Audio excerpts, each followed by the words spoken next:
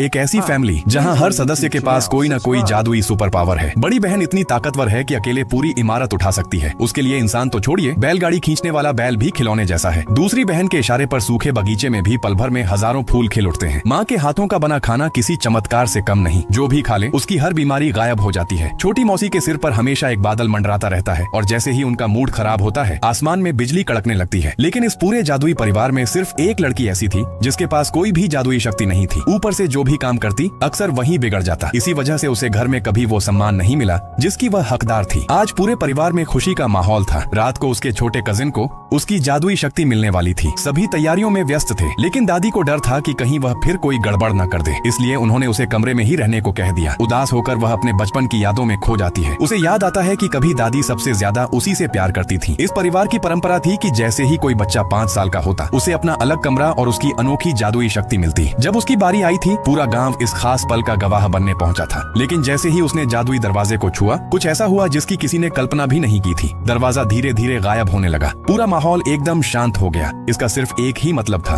उसके अंदर कोई जादुई शक्ति थी ही नहीं। उस दिन के बाद सब कुछ बदल गया। दादी का व्यवहार भी और परिवार का नजरिया भी। बहनें अक्सर उसका मजाक उड़ाती, जबकि उसका छोटा कजिन उससे सबसे ज्यादा प्यार करता था। फिर भी उसके मन में एक डर हमेशा रहता कि कहीं उसका भी वही हाल ना हो जाए। लेकिन जब उसकी बारी आई, पूरा कमरा सुनहरी रोशनी से जगमगा उठा। तभी एक रंग बिरंगा तोता उड़कर आया और उससे बातें करने लगा। सबकी खुशी का ठिकाना नहीं रहा। उसे जानवरों से बात करने की अद्भुत शक्ति मिल चुकी थी। जब उसका नया कमरा खुला तो अंदर किसी साधारण कमरे की जगह एक विशाल जादुई जंगल मौजूद था। पूरा परिवार खुशी से झूम उठा। सबने मिलकर फैमिली फोटो खिंचवाई। लेकिन उस भीड़ में किसी की नजर कोने में खड़ी उस लड़की पर नहीं पड़ी। दिल टूट चुका था, फिर भी उसने कभी हार नहीं मानी। उसके पास भले ही जादू नहीं था, लेकिन वह हर दिन परिवार की मदद करने की कोशिश करती रही। तभी अचानक छत से एक टाइल टूटकर नीचे गिरती है। उसे उठाते वक्त उसके हाथ में हल्की सी चोट लग जाती है। अगले ही पल पूरी जादुई हवेली जोर से कांप उठती है। फर्श पर गहरी दरारें फैलने लगती हैं और देखते ही देखते पूरा घर उनकी चपेट में आ जाता है। ये दरारें आखिर जाकर उस जादुई मोमबत्ती के सामने रुकती हैं, जिससे पूरे घर और परिवार की शक्तियां जुड़ी हुई थीं। उसे तुरंत एहसास हो जाता है, अगर इस मोमबत्ती को कुछ हुआ तो सिर्फ इस परिवार की ताकत ही नहीं बल्कि पूरे गांव की सुरक्षा भी खत्म हो जाएगी।